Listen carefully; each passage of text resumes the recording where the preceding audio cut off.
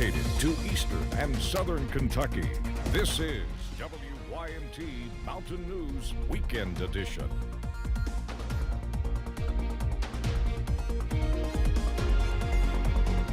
Good evening, I'm Madison Carmouche. The House and Senate approved a 45-day funding bill to keep federal agencies open.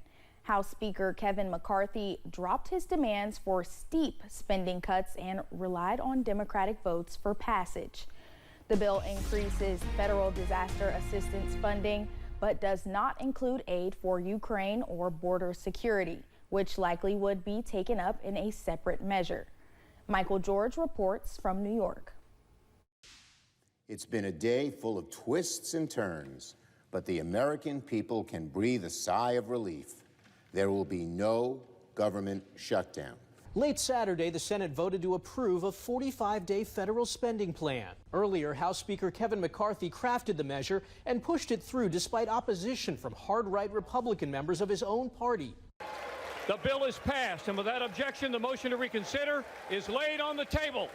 The last-ditch effort, which averts a government shutdown for now, funds federal agencies and provides money for millions of paychecks through mid-November. On the House floor, we passed by overwhelming numbers the ability to keep government open for the next 6 weeks. I asked Congress will stay in session the next 2 weeks, continue to work to get this done. To get the votes he needed, Kevin McCarthy relied on Democrats to help push through his temporary funding plan. We went from devastating cuts that would have impacted the health, the safety, and the economic well-being of the American people in 24 hours to a spending agreement that meets the needs of the American people across the board. The package leaves behind aid to Ukraine, which is a White House priority opposed by a growing number of GOP lawmakers. I'm confident the Senate will pass further urgent assistance to Ukraine later this year. But it increases federal disaster assistance by $16 billion, in line with President Joe Biden's request. Now it won't be long before lawmakers have to scramble once again to reach a long-term agreement. Michael George, CBS News. The bill now goes to the President Biden's desk for his signature. The 8th annual Wigs for Kids car show was today outside of Perry Central and raised nearly $6,000 that will help kids with hair loss get wigs. Event organizer John Roberts says the first year they hosted the event, they only had 5 cars. 8 years later, they have more than they have ever seen. He says it is great to help kids in need.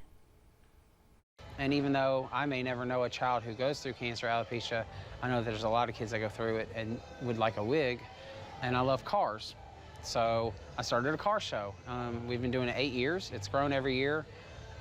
So right now, this year, we are up to 115 cars today, which is up from 106 last year. Roberts says you do not have to give a lot of money to help. He says every dollar goes towards the cause of helping kids get wigs. Downtown Cynthiana was home to today's Witches Day Out Festival. The event aims to raise money for various charitable causes while bringing in the fall season. But this year, the festival organizers say it was met with some backlash. So more or less, they were talking about how witches and witches festival were not in the Bible, and they were name calling a lot of us heathens and sinners, and how we were all going to be dragged to hell. The group did eventually leave the event. White says Cynthiana police is looking further into the incident. We'll be right back.